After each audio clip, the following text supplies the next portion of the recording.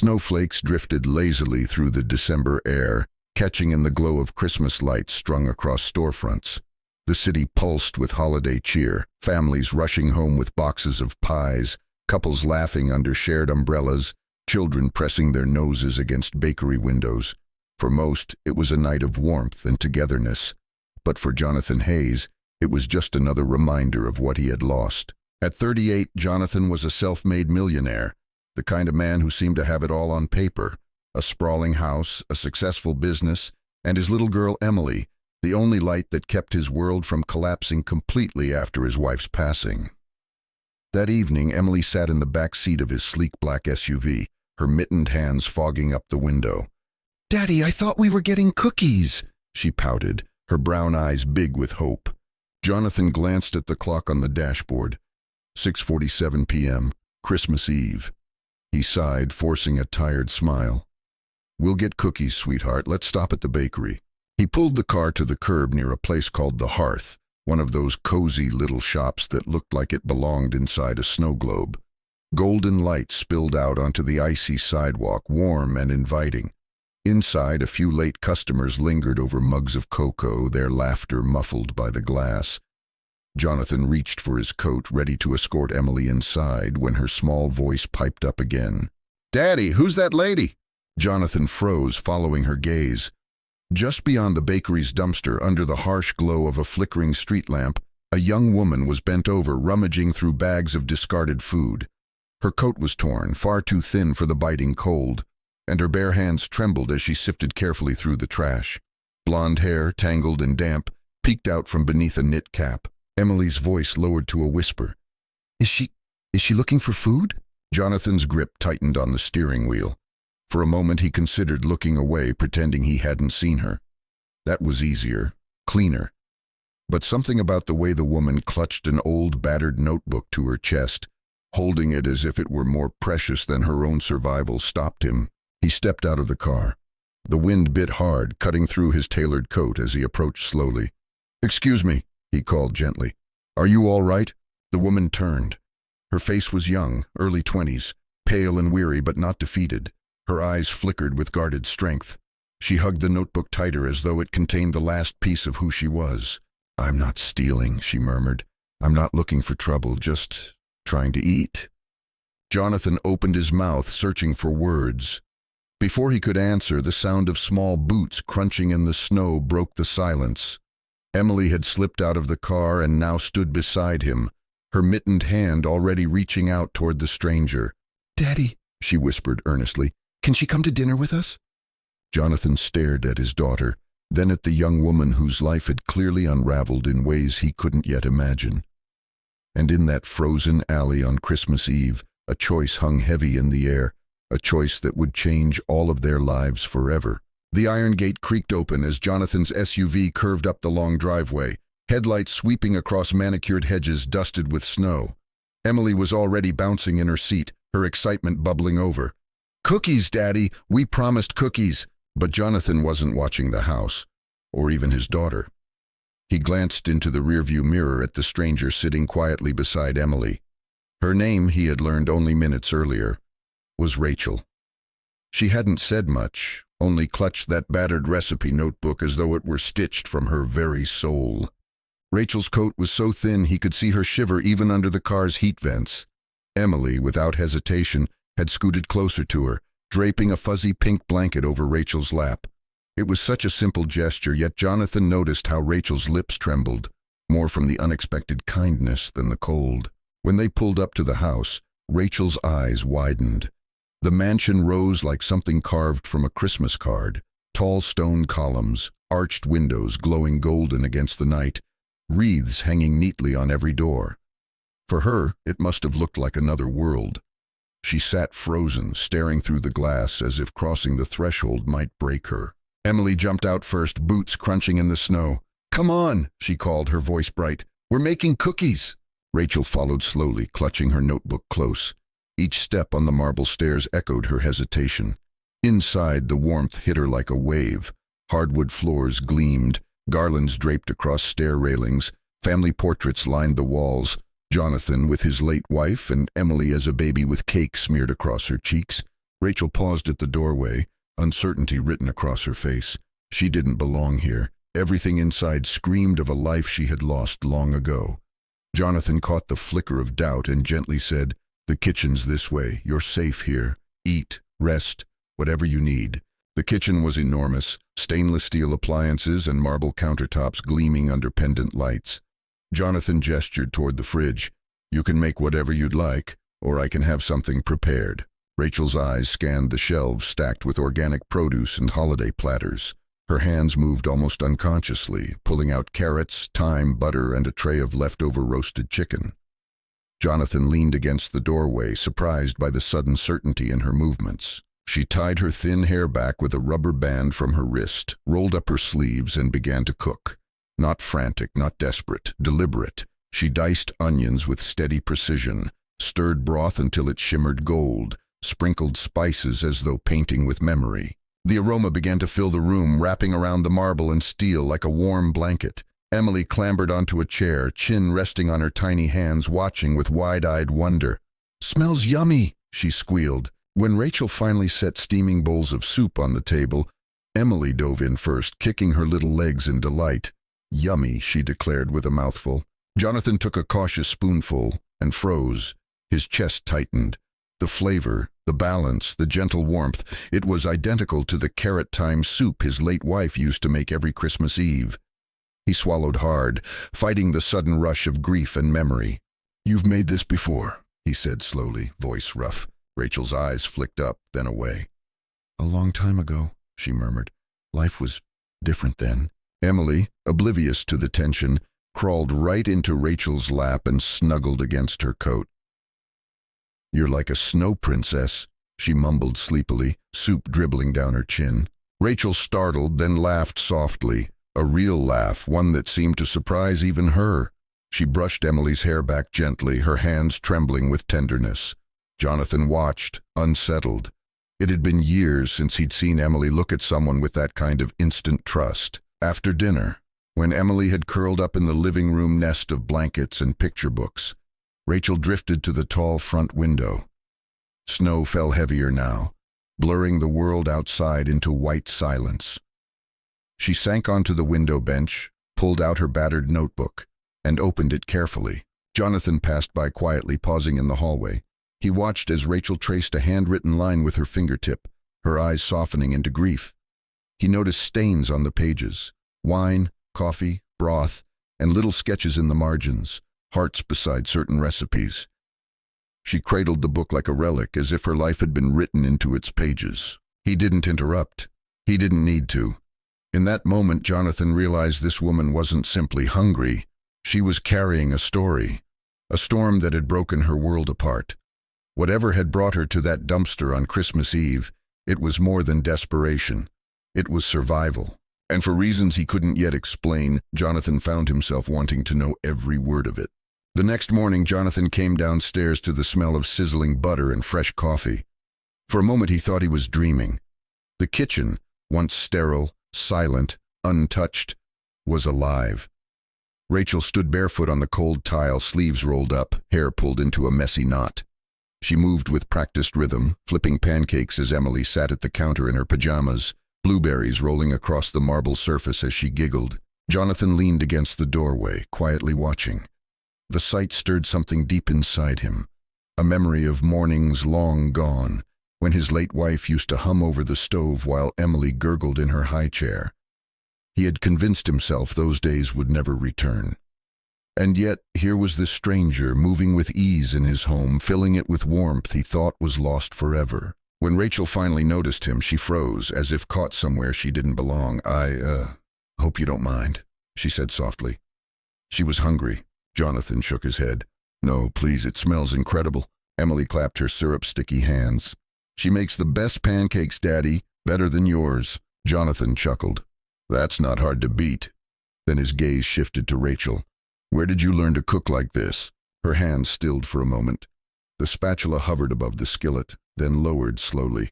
A shadow flickered across her face, and she set the plate down with deliberate care. "I wasn't always—" She hesitated, searching for the right word. "Out there." Jonathan waited, sensing the weight pressing against her chest. Finally, Rachel leaned against the counter, arms folded tightly as if bracing herself. "I used to be a chef," she said quietly. "Well, not head chef, but I was on my way." Jonathan raised an eyebrow. "Really?" Rachel nodded faintly. "I was 21, the youngest line cook at Vivace. Maybe you've heard of it? Downtown with the month-long wait list." Jonathan blinked. Of course he had heard of it. Everyone had. "You worked there?" Rachel gave a humorless laugh. "Worked, past tense. I thought it was everything I'd ever wanted. The hours were brutal, the pay was garbage, but when you love something—" Her voice cracked. "You endure it, and I loved it. The food, the fire, the endless plates moving out like music. It was like I'd finally found my place." Her eyes glazed over with memory. "I had ideas, pairings no one else was trying. I stayed up nights scribbling them down, testing them, pushing boundaries. A few of my dishes caught attention. There was even a write-up once. Rising star, they called me. I thought—" She trailed off, shaking her head. "I thought I was unstoppable." Jonathan stayed silent. He knew the look in her eyes, the dangerous hope of someone who had once dared to dream big. "There was this guy," Rachel continued. "Older, charming, the kind of man who compliments you in front of everyone, makes you feel seen. I trusted him, shared one of my recipes, something I'd worked on for months." Her voice dropped to a whisper. "He stole it." Jonathan's jaw tightened. "He entered it in a televised competition," she said bitterly. "Won. Overnight he was the genius. And when I confronted him, when I tried to tell the truth, he laughed, told me no one would believe a 21-year-old nobody." Rachel looked down at her hands. "He was right. The executive chef sided with him, the press ate it up, and suddenly I wasn't the rising star anymore. I was the thief, the plagiarizer. Headlines everywhere, young chef exposed. My career didn't just stall, it shattered." Jonathan felt a heaviness settle in his chest. "My parents," Rachel's voice faltered. "They said I embarrassed them, stopped taking my calls. Friends pulled away. Nobody wanted to touch me. You don't realize how fast you can disappear until it happens. One day you're part of the rhythm, the next you're just gone." The kitchen was silent except for the faint hiss of butter on the skillet. Emily had wandered off to the living room, leaving her coloring book behind. Jonathan stepped forward, lowering his voice. "And the recipe book?" Rachel's hand instinctively pressed against the worn notebook on the counter. Her eyes softened. "That was my mother's. She wasn't a chef, just someone who believed food could heal anything. She used to say, 'Cook with love, even if no one eats it.' When she died, I kept the book, added to it. Every page is a memory, a piece of who I was before it all went wrong. It's the only thing I have left that feels real." Her fingers trembled as she smoothed the frayed cover. "That's why I was out there, digging through trash. Not because I wanted garbage. I was trying to find scraps to make one of her recipes, something to remind me I still existed." Jonathan swallowed hard, his throat thick. He had expected excuses, maybe a sob story spun to win pity. Instead, Rachel's words cut with raw truth. "You don't have to explain yourself to me," he said softly. Rachel gave a small, humorless smile. "Maybe not, but I needed to say it out loud again, to remember I was someone before all this." Jonathan wanted to reach for her, to tell her she still was, but the words stuck in his throat. Instead, he picked up his coffee, staring at her with something new in his eyes. Not pity, not curiosity, but respect. And for the first time since Christmas Eve, Rachel let herself breathe a little deeper, as though a piece of the weight she carried had finally shifted. The days after Christmas slipped into a rhythm none of them had expected. Jonathan, who had once lived in a house too big for its silence, began waking to the sound of life again. Emily's giggles bounced down the hallway each morning as she trailed Rachel into the kitchen. There, Rachel would already be moving quietly, hair pulled back, sleeves rolled, her hands steady as she measured flour or stirred a pan of sizzling butter. The house had not felt this alive since his wife passed. Emily took to Rachel as if she had been part of their family all along. She followed her everywhere, tugging on her sleeve, asking to crack eggs into batter or stir soup even if it splattered across the counter. Rachel never grew impatient. She simply smiled, guided Emily's little hands, and let her feel important. At night, Emily begged Rachel for bedtime stories. Sometimes she read from old picture books. Other nights, she simply told tales from memory, stories about recipes her mother once made, stories about how food could make people remember they were loved. Jonathan often lingered in the doorway, pretending he had work to finish, but really he was just listening. One evening, after Emily had drifted to sleep, Jonathan found Rachel sitting by the fireplace. The flames flickered against her face, casting soft shadows. She had Emily's teddy bear in her lap, the one Rachel had stitched back together days earlier. She stroked its patched arm absent-mindedly, lost in thought. "You're good with her," Jonathan said quietly. Rachel looked up, startled, then offered a small smile. "She's easy to love." Jonathan's chest tightened at the words. For years he had believed no one could step into that space his wife once filled, yet here Rachel was, gentle, patient, carrying warmth into rooms that had grown cold. But that terrified him, because every time he caught himself watching the way Rachel's hair slipped loose when she leaned over the stove, or the way her laugh carried through the halls, guilt came crashing down. His heart whispered hope, while his mind hissed betrayal. He buried himself in work, retreating into his office late at night, yet even there he wasn't free. More than once he found Rachel's recipe book left on the counter, its pages filled with scribbles and stains. He caught himself flipping through them, reading not just the recipes, but the fragments of her life scrawled in the margins. Add lemon zest, too salty this time. Mom smiled today. It made her real in ways he wasn't prepared for. One Saturday afternoon, snow piled against the windows while Rachel and Emily built a blanket fort in the living room. Emily squealed as Rachel crawled inside with a flashlight, whispering ghost stories that ended with both of them laughing so hard they collapsed into each other. Jonathan stood at the edge of the room, arms crossed, watching. The sight stirred something he had tried to bury, longing. Rachel noticed him then, her laughter softening into something gentler. Their eyes met across the room, and for a heartbeat too long, Jonathan forgot to breathe. He looked away quickly, muttering something about needing to check his email, but the truth was clear. He was afraid that letting Rachel in meant letting go of the grief he had clung to for years. That night, while Rachel tidied the kitchen, Jonathan found himself blurting the words he had avoided. "You don't have to do all this, you know. Cooking, fixing things, entertaining Emily. You don't owe us anything." Rachel looked up, confused. "I know I don't owe you. I want to." Jonathan's throat tightened. He wanted to believe her. He did believe her. But belief meant trust, and trust meant risk, and he wasn't sure his heart could survive losing again. Silence stretched between them, heavy with words unsaid.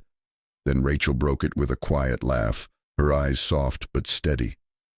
"You don't have to be afraid of kindness, Jonathan. It doesn't mean forgetting. It just means living again."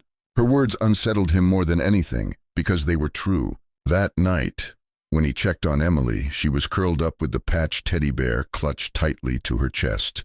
Rachel had written a small note in Emily's handwriting and left it on the nightstand. "Sweet dreams, Chef Emily." Jonathan picked it up, his vision blurring. No one had made his daughter feel so loved since her mother's death, and no one had made him feel this conflicted in years. As snow continued to fall outside, Jonathan realized something had shifted inside his home. Rachel was no longer just a guest, no longer just a woman he had helped on Christmas Eve. She was becoming something more, something he wanted, something he feared. And as he stood in the doorway watching the steady rise and fall of Emily's breathing, Jonathan finally admitted to himself, Rachel had brought warmth back into their lives. But if he let himself hope again, he might never recover if she disappeared. Snow had just begun to fall again the evening the flashbulb went off. Rachel had stepped outside the Hayes mansion to breathe in the sharp winter air. Emily clung to her leg, bundled in a pink coat, her cheeks rosy from laughter. Jonathan stood in the doorway, smiling in a way Rachel rarely saw, soft, unguarded, almost boyish. For one fragile moment it felt like they were a family. And then the sharp click shattered it. Rachel's head whipped toward the sound, eyes catching the glint of a camera lens retreating into the shadows. She instinctively pulled Emily close, shielding her small face. But it was too late. Whoever had been hiding in the trees had already disappeared, leaving behind the metallic echo of shutter clicks. By morning the damage was done. Jonathan sat in his office, the glow of the laptop screen casting his face in pale light.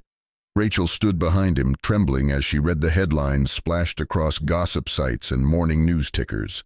Millionaire single dad in his Christmas charity case. Homeless woman moves into Hayes mansion, gold digger or love story. The photos were everywhere. Rachel in her tattered coat, clutching Emily on the snowy steps of Jonathan's mansion. Cropped deliberately, the pictures excluded Jonathan entirely, making Rachel look like a beggar who had stumbled into wealth she didn't deserve. Rachel's jaw tightened as she scrolled. The captions were worse than the headlines. Classic move, single dad targeted through the child. She's playing the pity card. Not love, strategy. Jonathan reached to close the laptop, but Rachel's hand shot out. Her voice was firm, though her eyes glistened. Don't. I need to see it. I need to remember why people like me don't belong in places like this. That's not true, Jonathan said, his voice rough. You belong here, with us. Rachel stepped back, arms folding across her chest like armor. No, Jonathan. This is your world. Headlines, investors, reputations to protect. You've worked your whole life to build something honest. And now I'm the scandal threatening it. I don't care what it looks like, he insisted. You should. Her voice broke slightly. Because when they look at me, they don't see a person. They see a mistake. And I won't let Emily grow up thinking she's one. Jonathan's chest ached. He wanted to reach for her, to beg her to stay, but Rachel was already moving. She gathered her few belongings with the efficiency of someone who had practiced leaving her whole life. A coat too thin, worn shoes, and that battered recipe book she clutched like a lifeline. Emily burst into the hallway holding the teddy bear Rachel had stitched days earlier. Where are you going? She asked, her voice breaking. Rachel knelt, forcing a trembling smile as she cupped the little girl's face. I have to go, sweetheart. No, Emily cried, tears streaking her cheeks. Don't go, your family. Rachel hugged her tightly, pressing her face into Emily's curls. You are the best thing that's happened to me in a long time, she whispered. Don't ever forget that. Jonathan stood frozen at the end of the hall, fists clenched, throat locked with words he couldn't form. He wanted to say, stay. We need you, I need you. But fear held him back, fear that clinging to her would only drag her deeper into pain. Rachel rose slowly, her eyes meeting Jonathan's. Thank you for everything, she said softly, but this is as far as I go. Rachel, wait! Jonathan stepped forward, but she was already out the door. Snow swirled around her figure as she disappeared down the driveway. Jonathan ran after her barefoot, the cold biting his skin, but by the time he reached the street, she was gone. Nothing remained but silence and the fading imprint of her footsteps in the snow. Inside, Emily pressed her tiny hand against the frosted window, tears sliding down her cheeks. She didn't even say goodbye to Bear, she whispered. Jonathan knelt beside her, pulling her into his arms, and for the first time in years he let himself cry too. The house was unbearable without her. The rooms that had once rung with laughter fell back into the hollow quiet Jonathan knew too well. Mornings became hardest. Emily pushed away her breakfast, spoon clinking untouched against her bowl. Where is she? She asked again and again. Jonathan forced the same answer each time. She had to go, sweetheart. But why didn't she love us? Emily whispered one night, curled in his arms. The question cracked something inside him. He had no answer, not one that could make sense to a child or even to himself. Later, when Emily cried herself to sleep, clutching her mended teddy bear, Jonathan stood alone in the kitchen. The fridge was full, but the air felt empty. He pulled Rachel's recipe notebook from the counter, opening it with trembling hands. Her handwriting danced across the pages, notes in the margins, sketches of hearts, little reminders like, try lemon zest, and Emily likes this one.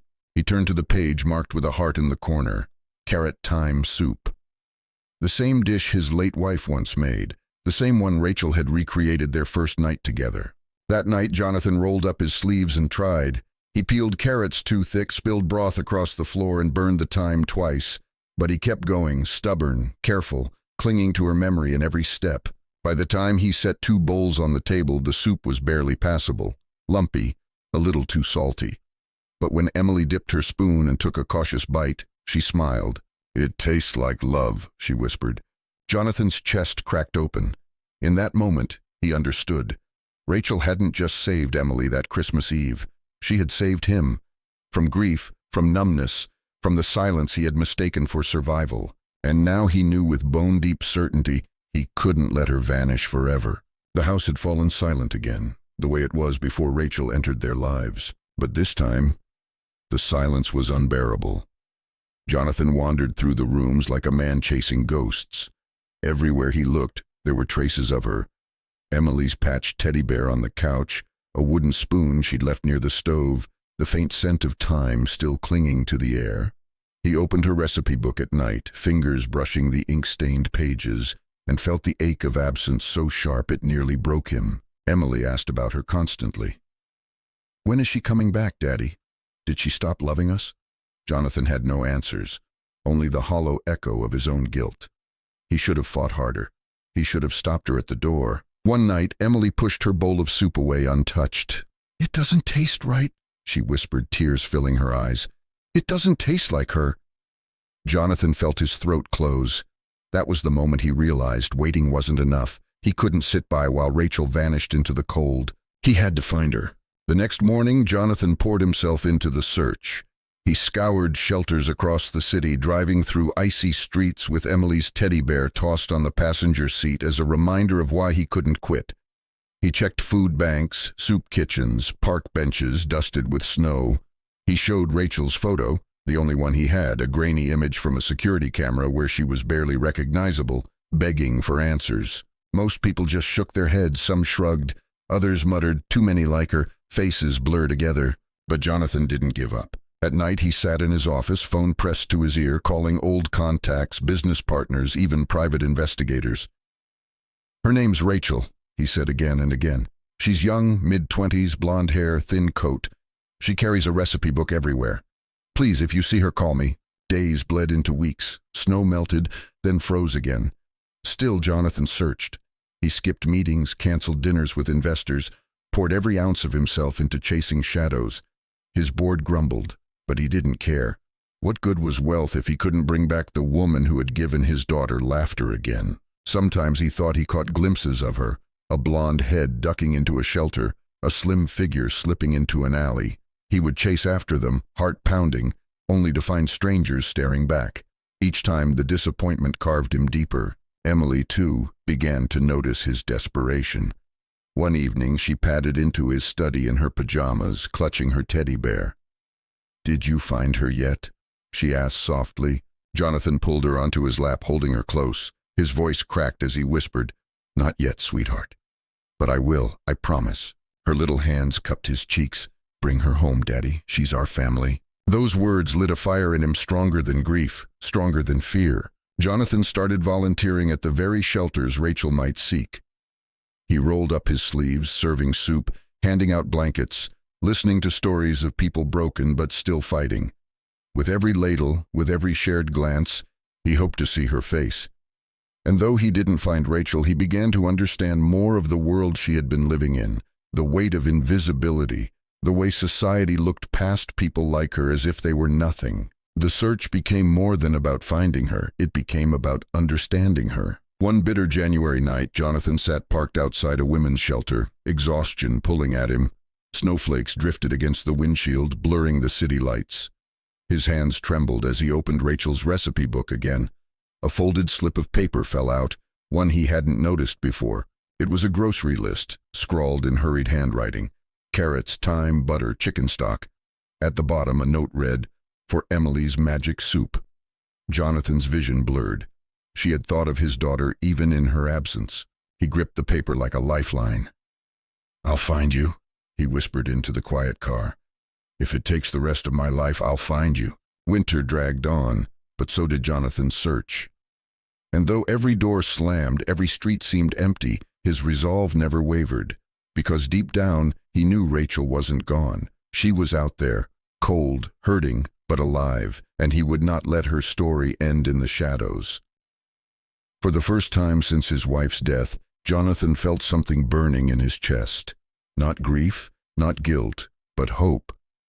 Hope that if he searched hard enough, if he refused to give up, one day Rachel would walk back through his door, and when she did, he would never let her go again. The following Christmas arrived with the weight of a year behind it. Jonathan had poured himself into the search, but Rachel remained a shadow just out of reach.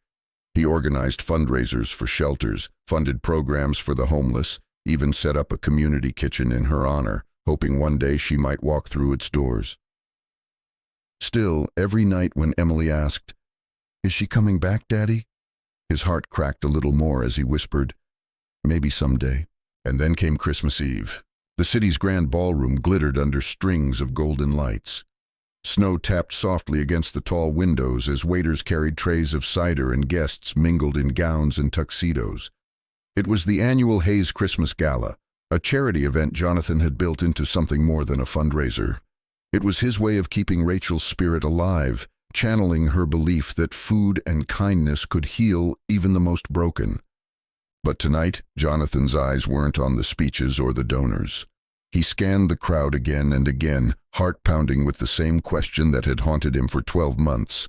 Would she come? Emily tugged at his sleeve, her red dress sparkling under the chandeliers.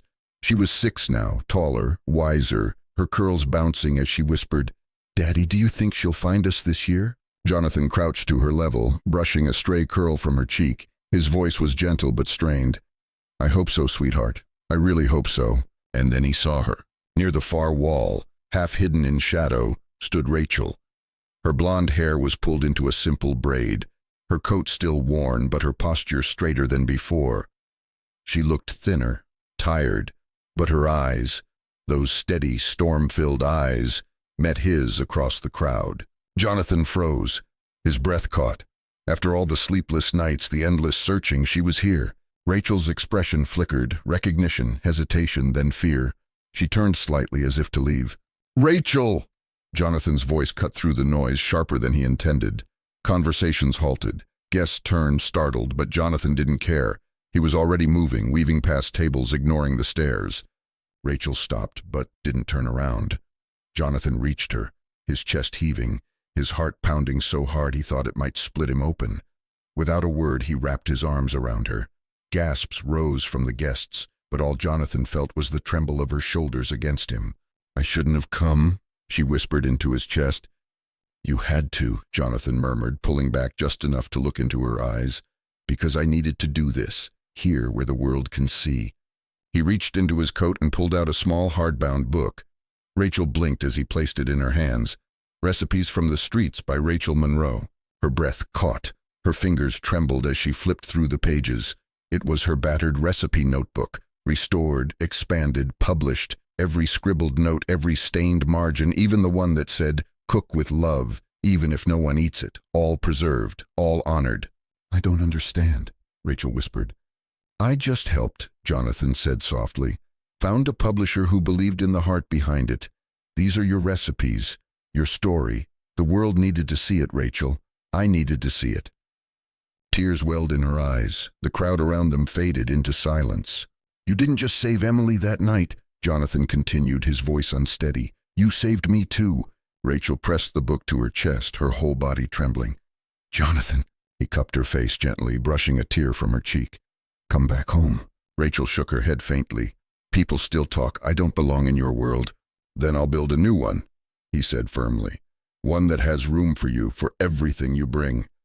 Emily still calls you her snow princess. Every time she laughs, she remembers you." Rachel let out a broken laugh through her tears. "She still does that?" "She never stopped." The lights above sparkled like stars. The music had fallen silent.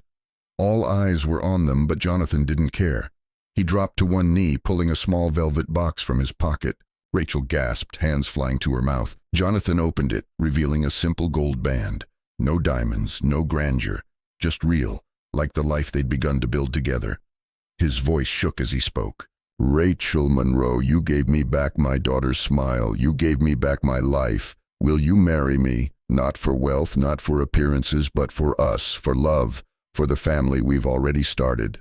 Tears streamed down Rachel's cheeks. Around them, the crowd held its breath. And then Emily's little voice pierced the silence. "Say yes, Mommy Rachel." Rachel's eyes flew to the girl in the red dress, her cheeks glowing, her eyes wide with hope. That was the moment Rachel's last wall crumbled. She nodded through tears, whispering, "Yes, 1,000 times, yes." Jonathan slid the ring onto her trembling finger as the room erupted in applause. But all he heard was Rachel's sobbing laugh and Emily's joyous squeal as she threw her arms around them both. In that glittering hall, surrounded by strangers and second chances, the three of them became a family. Not by blood, not by chance, but by choice. Winter loosened its grip by the time their wedding day arrived. The Hayes mansion grounds had been transformed, not by lavish decorators, but by neighbors, friends, and strangers Rachel had once served meals alongside at the shelters.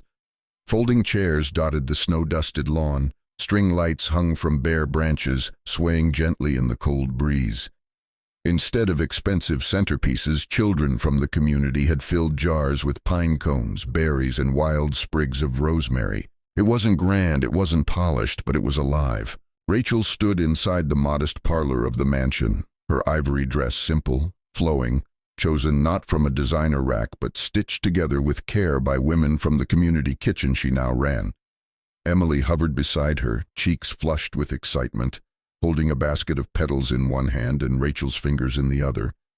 "Are you ready, Mommy Rachel?"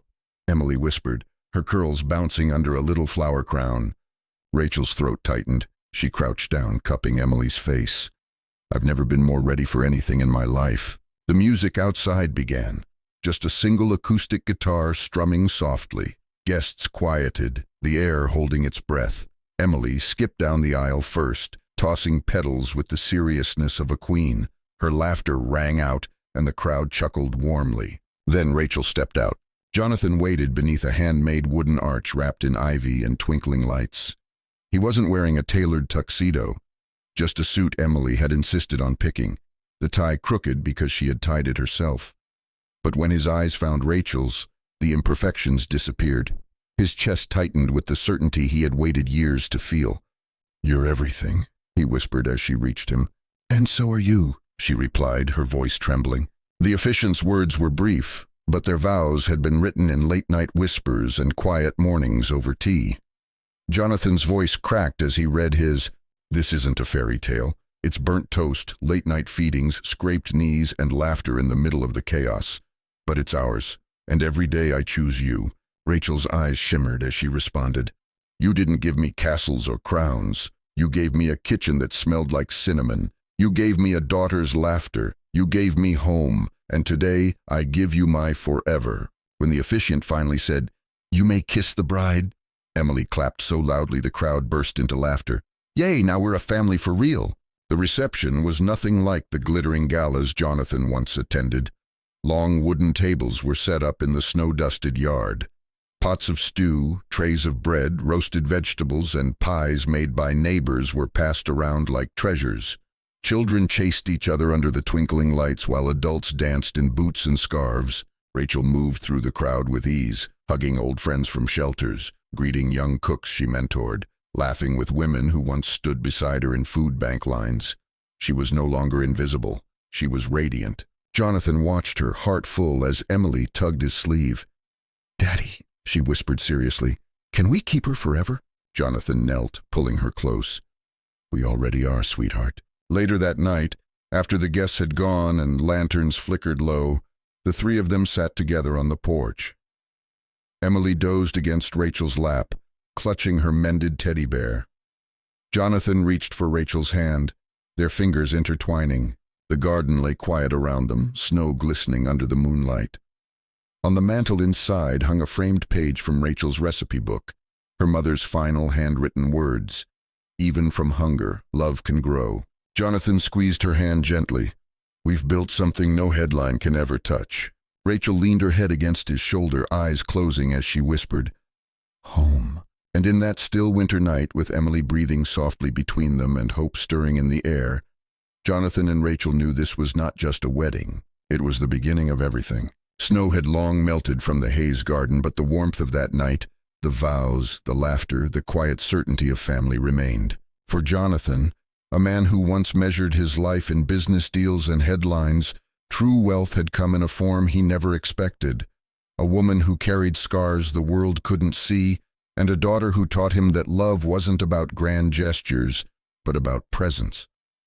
For Rachel, who had lived years in the shadows, discarded by a world quick to judge, her second chance was not found in riches or reputation. It was found in being seen, truly seen, by a man and a little girl who reminded her she was worth more than her pain. And for Emily, the child who had lost her mother too soon, this was the gift of all gifts. She had not only found the love of a father determined to protect her, but also the embrace of a woman who would never stop nurturing her, who stitched broken toys and hearts back together with equal tenderness. This story is more than a romance. It is a reminder that sometimes life hands us grief so heavy it convinces us we'll never rise again. It tells us we're too broken, too lost, too unworthy.